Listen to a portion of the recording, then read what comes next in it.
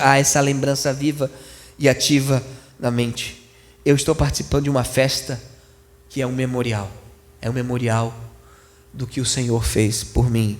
E essa lembrança ativa na mente, ela vai me remeter ao passado, ao presente e ao futuro. O verso 23, e 24 e 25 vai falar do passado. Na noite em que ele foi traído. E tendo dado, o Senhor seria traído por Judas, iria ser preso, esbofeteado, humilhado, e ainda assim, tendo dado o quê? Eu estou triste, eu não vou na ceia hoje. O quê? Como assim? A menos que realmente algum parente tenha morrido, alguma questão de doença. Mas, não sei, aconteceu umas coisas no meu serviço, estou meio triste, eu não sei. Quebrou minha TV, estou meio triste. Na noite que ele foi traído e tendo dado graças. Se ele pode dar graças, você pode também. Você pode também. A ceia vai nos remeter para o passado. O que ocorreu? O que ocorreu? Mas a ceia também nos remete para o presente. Porque no verso 29 fala que eu tomo indignamente se eu não discernir o corpo do Senhor. E nos versículos anteriores ao 23 fala que eu estou num só lugar e temo me comportar então de maneira generosa com os outros. Então a ceia me remete ao presente. Ela me lembra uma coisa: eu sou um só corpo com o povo que está reunido comigo. Eu amo esse povo que está reunido comigo. Eu estou com esse povo que está reunido comigo. A ceia então me remete ao quê? Ao presente. Só que a ceia me coloca onde também? O futuro. Porque todas as vezes que comeres este pão e beberes este cálice, anunciais ou proclamais a morte do Senhor até que Ele... Então a ceia, ela me remete para o futuro. A ceia me dá esperança. Isso é maravilhoso. Uma das muitas provas do cristianismo é o seguinte: se o Senhor de fato não tivesse ressuscitado, isso daqui não faria o menor sentido. Porque a igreja estaria se reunindo durante 2000 anos, vendo até que ele venha, se nem do túmulo ele saiu. Se nem do túmulo ele saiu. Então quando nós falamos até que ele venha, estamos dizendo o seguinte: de fato ele ressuscitou e ele voltará. Então a ceia me remete a isso, me remete ao passado. O Senhor Jesus, na noite que foi traído, tomou o pão e disse: é o meu corpo que é partido por vós. E depois, de maneira semelhante, ele pegou o cálice e disse: esse cálice é o novo testamento no meu sangue. O novo testamento é o pacto da redenção entrando na história, no pacto da graça, onde aquela promessa que a semente da mulher iria esmagar a cabeça da serpente é cumprida. É um anúncio histórico. Cristo cumpre o pacto da graça por mim e por você. E é um anúncio futuro. Ele voltará. Ele voltará. Estamos dizendo aqui hoje: o Senhor voltará. Como eu posso celebrar a ceia se não entender isso? Eu estou celebrando não é a ceia, qualquer outra coisa. Não é o suco do Ursinhos Gummy. Eu tomo, fiquei forte. Não é isso que edifica. O que edifica é a minha compreensão do que é isso. Às vezes eu converso com pessoas que creem que a ceia tem um poder mágico. Então a ceia serve para nada? Como não? Se eu a compreendo corretamente, ela é maravilhosa. Agora, quantos e quantos evangelhos tomam a ceia e não mudam de vida e não entendem nada de nada? Por quê? Porque de fato os elementos em si são pão e suco. Não são nada além disso, mas aquilo que eles representam é maravilhoso. E a ceia do Senhor também é uma proclamação do Evangelho. Verso 26. Proclamais o quê? A morte. Sabe o que estamos proclamando na ceia? Que o Senhor Jesus Cristo morreu pelos nossos pecados, segundo as Escrituras. Foi sepultado, segundo as Escrituras, e ressurgiu ao terceiro dia, segundo as Escrituras. Estamos proclamando: Jesus morreu pelos nossos pecados. Estamos dizendo o seguinte: nós não somos suficientes. Alguém morreu, alguém foi punido por minha causa. Alguém foi punido por minha causa. Acho que é o Salmo 137, diz o seguinte: estão orando lá, estão falando, e os babilônicos estão pedindo que eles cantem uma música que lembre Jerusalém. Então o opressor está pedindo que eles cantem uma música que lembre Jerusalém. Eles falam: nós não vamos cantar, que a nossa língua caia se a gente vai cantar isso. Aí no final ele está falando o Salmo e fala que a cabeça de seus filhos sejam esmagados. A oração termina, o povo de Deus desejando que os filhos dos babilônicos tenham a cabeça esmagada. Mas que isso? Como você conciliar isso? É muito simples. Esse salmo era o salmo que Jesus cantava. Era um salmo comum na época de Cristo. Cristo cantava esse salmo. Como assim? Ele cantava. Por quê? Porque ele sabia que eu vou tomar o lugar dessas crianças que terão a cabeça esmagada. Eu serei esmagado por eles. Eu serei esmagado por eles. Como uma mulher adúltera. Eu não te condeno. Peraí, a lei manda ela morrer? Mas quem disse que a lei não será cumprida? A lei não foi cumprida? Em quem? É isso que a ceia nos lembra. Vocês são pecadores. Há pecadores aqui. Por isso, alguém indigno ou digno não é a pessoa, é o modo que se faz. Somos pecadores. O Senhor morreu por nossa culpa. A ceia me lembra disso. Deus veio ao mundo e morreu por minha culpa. Como que eu posso tomá-la de uma maneira errônea, egoísta? Não posso. Por isso que ela se torna um objeto de maldição, porque eu não estou dizendo que o pão não é o pão que é sagrado, é o que o pão representa. Todo o sacrifício, todo o esforço de Cristo, toda a gloriosa cruz de Cristo. E quando eu faço de maneira egoísta, quem é você para ser egoísta com o teu irmão, se eu morrer por ambos?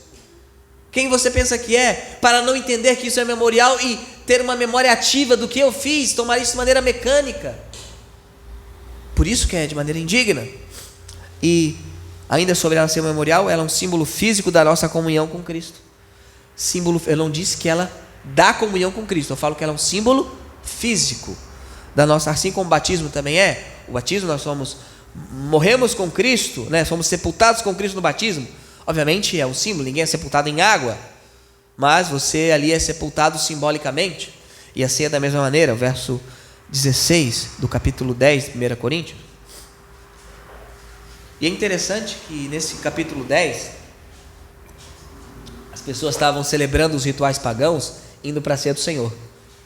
Isto é, estavam na sexta-feira no Cosme e Damião, e no domingo estavam na ceia. E Paulo fala: que é isso? Que bagunça é essa? Vocês querem na mesa do demônio e agora na mesa do Senhor? Vocês querem irritar o Senhor?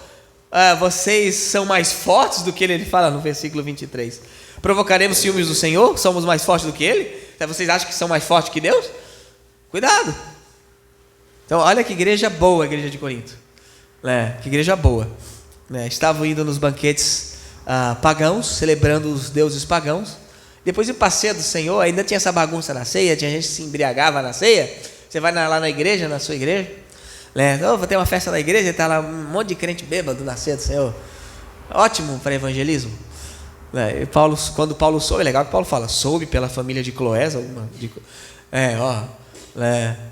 aí contou tudo também, né? Contou tudo. Ali no versículo 16, o cálice de bênção que nós abençoamos, então não é o cálice que nos abençoa em si, é nós que abençoamos o cálice. Não é a comunhão do sangue de Cristo? E não é aqui, a palavra é este, ela significa, né? A semente significa a palavra de Deus, ali é este, é a mesma coisa, né? Na palavra do semeador. Então, ela significa a comunhão do sangue de Cristo. O pão que nós partimos não é a comunhão do corpo de Cristo. Então, isso é o símbolo físico da nossa comunhão com o Senhor.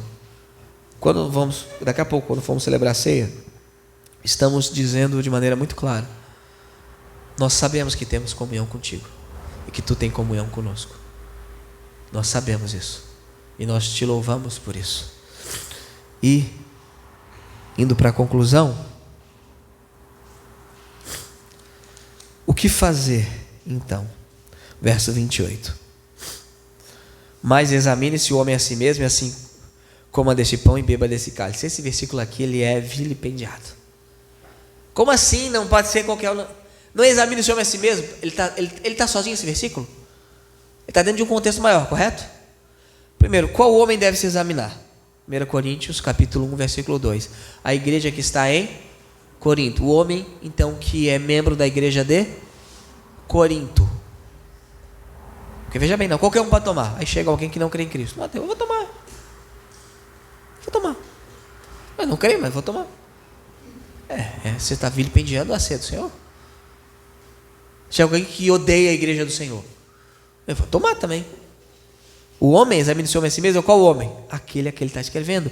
A esse grupo aqui, vocês que estão sendo egoístas, vocês que estão sem entender que é um memorial, vocês que estão se empanturrando, se examinem. Se examinem, olhem para dentro de vocês, o que vocês estão fazendo. Não é qualquer pessoa do universo e deu, não faz o menor sentido essa interpretação. Então tem que se examinar. Por quê? Porque tem que se examinar porque aquele que come e bebe indignamente, come e bebe condenação para si mesmo, não discernindo o corpo do Senhor. Ele tem que discernir uma coisa: se ele está sendo irreverente, se ele está sendo egocêntrico, se ele está sendo egoísta. Aqui o pessoal usa às vezes, não, examine se você pecou essa semana. Então vamos sair porque ninguém vai tomar. Não é se você pecou essa semana. Se você pecou essa semana e não se arrependeu, se arrependa, porque o texto fala aqui: examine-se e coma. É uma ordem. Você tem que se examinar realmente. Paulo pressupõe que os crentes, ao se examinar, vão se arrepender. Paulo pressupõe isso, e nós também pressupomos que um crente genuíno, ao se examinar mediante a palavra de Deus, vai fazer o quê? Vai se arrepender. Então você coma. Você tem que então saber o que é o corpo do Senhor, o que é a ceia. A ceia do Senhor é tanto um símbolo do seu sacrifício, verso 27, portanto, qualquer que comer este pão e beber este cálice do Senhor indignamente será culpado do corpo e do sangue do Senhor. Isso é muito sério. Você está vilipendiando o sacrifício de Cristo quando faz isso indignamente. Os irmãos acham que eu deveria abrir a ceia para todo mundo? E deixar com que uma pessoa venha aqui sem consciência alguma do que é a ceia e seja culpada do corpo e do sangue do Senhor? Pois é. E o verso 30, Por quê? Porque o Senhor... O pessoal acha que o Senhor não julga hoje crente. O texto não diz que toda doença é o Senhor que dá, ok? Isso é uma visão errônea. Paulo ficou doente muitas vezes. Só que tem doenças que são fruto da desobediência de um crente ao Senhor. Nem toda doença, aliás, a maioria das doenças são doenças. As pessoas ficam doentes. Mas algumas, especialmente, eu estava doente, me arrependi do pecado, melhorei. Então, o que é que deve ter sido? Olha o que diz: porque se julgássemos a nós mesmos, não seríamos julgados, mas quando somos julgados, somos disciplinados pelo Senhor para não sermos condenados com o mundo. Até um ato de misericórdia, não uma condenação ao inferno aqui, mas Deus está pesando a mão. Deus faz isso? Deus faz. Todo bom pai faz isso. Portanto, meus irmãos, está falando a quem? Irmãos, quando vos ajuntais para comer, esperai uns pelos outros, se amem, não sejam egoístas. Mas se alguém tiver fome, tu quer se empanturrar, querido? Não tem problema, faça em casa. Isto é, olha, quando tiver uma festinha na igreja, não esbanje que você tem muito mais que os outros, constrange. Constrange. Você tem um Porsche? Tudo bem, mas não precisa vir de Porsche para a igreja. Essa igreja, ninguém na igreja tem um Porsche. Por isso que eu não venho com o meu Porsche para a igreja. Eu venho com o Clio. Está falando do rolamento, Clio. O Porsche não, porque ele é imaginário. Mas se algum homem tiver fome, come em casa, para que não vos ajunteis para a condenação. Quanto ao restante, colocarei em ordem quando eu chegar. Então tem mais coisa que eu vou chegar e vou colocar em ordem. Então o que nós aprendemos aqui, irmãos? Que a ceia do Senhor é uma bênção, mas devemos ter cuidado. Coisas importantes requerem cuidado. O filho é uma bênção, você tem que ter cuidado com o filho. Ou não é? A igreja é uma bênção, tem que ter cuidado. Tudo que é importante tem que ter cuidado. A ceia também. Então, para que a gente possa celebrar a ceia corretamente, devemos entender a sua natureza congregacional e a sua natureza memorial. Eu vou pedir para ela vir aqui à frente. Ela vai cantar o hino enquanto os irmãos vão se servir da ceia. Eu já vou explicar tudo como será. Como será